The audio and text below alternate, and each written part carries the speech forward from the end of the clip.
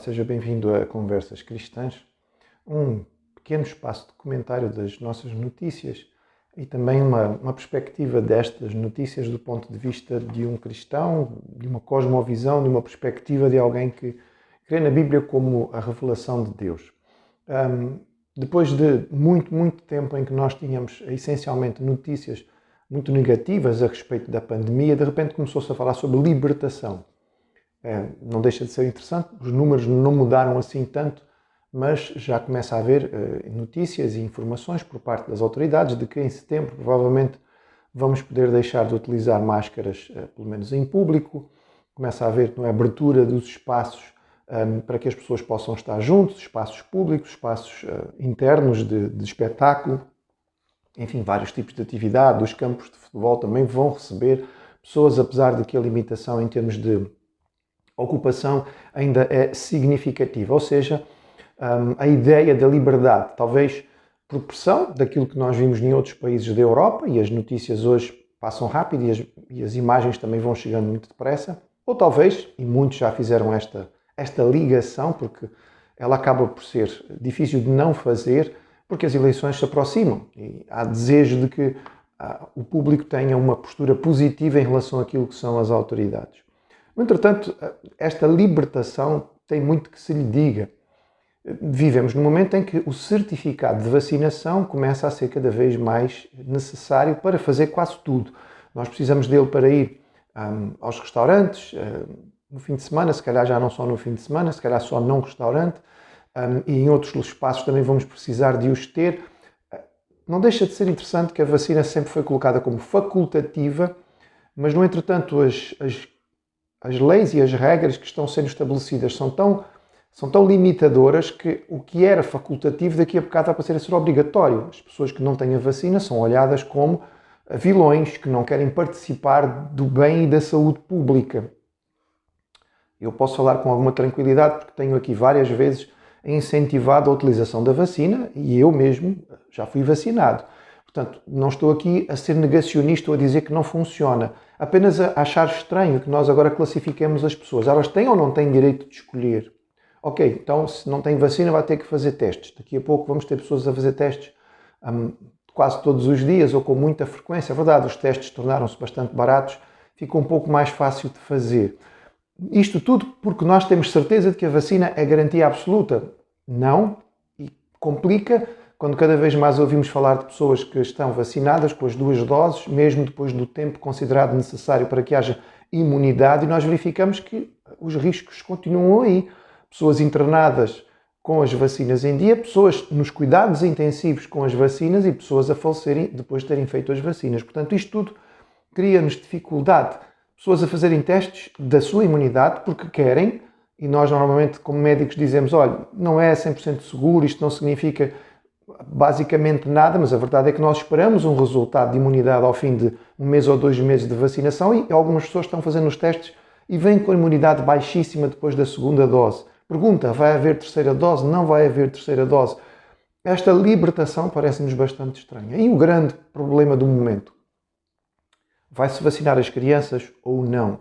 Estamos a falar de crianças entre os 12 e os 15. É evidente que se nós chegamos até lá, daqui a bocado também vamos ter crianças com menos de 12 anos sendo vacinadas. Alguns países da Europa estão a colocar isto como praticamente obrigatório, outros estão a ser um pouco mais abertos no que diz respeito à colocação destas vacinas. E a pergunta é muito simples, onde estão os estudos? Para muitas das coisas que têm sido feitas, tem sido sempre dito que as coisas estão sendo feitas baseado naquilo que é a informação dos especialistas, ou seja, aquilo que a ciência nos diz, aquilo que os especialistas na matéria têm conseguido apurar a respeito deste vírus que é novo, das vacinas que são novas, é o que está levando as pessoas a tomar uma decisão. Faz ou não faz? Ok, muito bem, concordamos. Se existe alguma ciência, se nós temos alguma confiança em alguma ciência, então vamos usá-la como base para o que estamos a tomar, para as decisões que estamos a tomar. Só que, quando chega a situações como esta, fica confuso. Assim como a decisão de dar a vacina da AstraZeneca a pessoas de mais idade, quando elas não tinham sido testadas como pessoas de mais idade, agora estamos a falar em crianças e nós vamos vacinar as crianças quando esta faixa etária não foi testada. Nós não sabemos, certamente não sabemos todos os resultados que isto pode ter, sobretudo a longo prazo, porque estas vacinas são são recentíssimas, nem nós que as fizemos sabemos o que é que isto vai representar para nós. Infelizmente, o que nós percebemos não é a expectativa ou a alegria da libertação, mas infelizmente continuamos a viver motivados pelo medo. Por um lado, há o medo daqueles que querem pressionar a vacina aos mais novos, com a justificativa de que eles poderão ser portadores para os mais velhos. Ou seja, nem é tanto proteger as crianças, mas se os miúdos não fizerem a vacina, vão ser portadores com mais facilidade e poderão contaminar os seus parentes, os seus avós, os seus tios, enfim, seja lá quem for. Estranho, porque já ficou sabido de que as pessoas vacinadas não estão isentas de ficarem contaminadas e serem portadores. Portanto, este é um medo.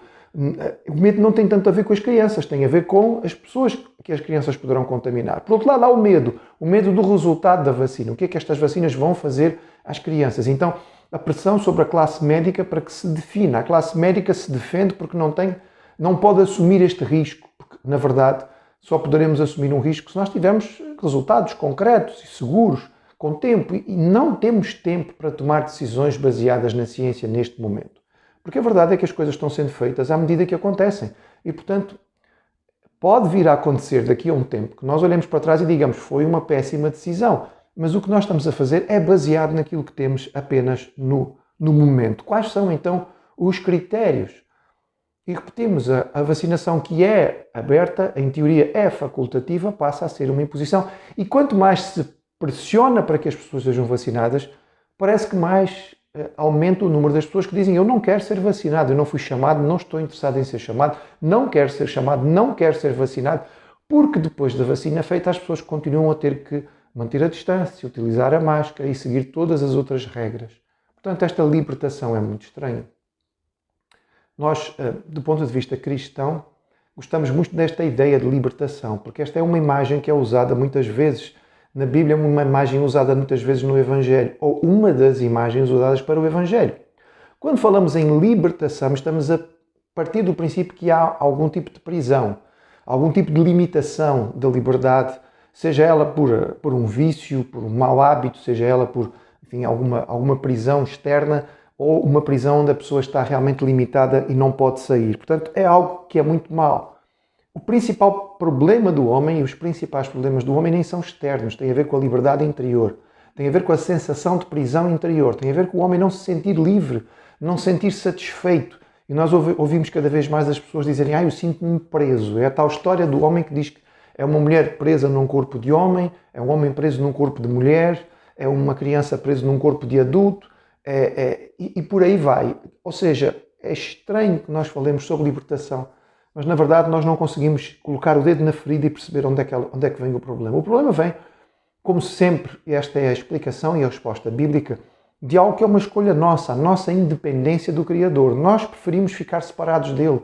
E ao fazermos isto, nós estamos em rebeldia. A Bíblia chama isto de pecado, e é o pecado que causa a nossa separação.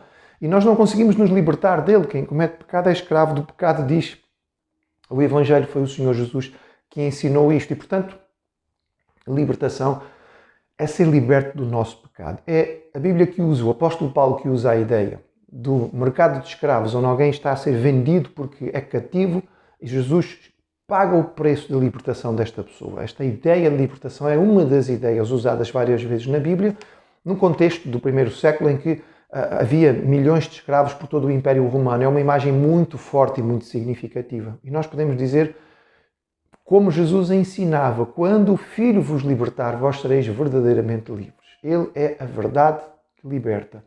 E o que o mundo está a precisar é de encontrar esta libertação interior, muito mais do que qualquer outra exterior que possa ser de uma coisa ou de outra, porque esta libertação que vem através de Jesus não vem cheia de limitações e regras. Ela é oferecida gratuitamente pela graça e misericórdia de Deus. Ela é recebida pela fé na obra que Jesus fez por nós. Verdadeira liberdade.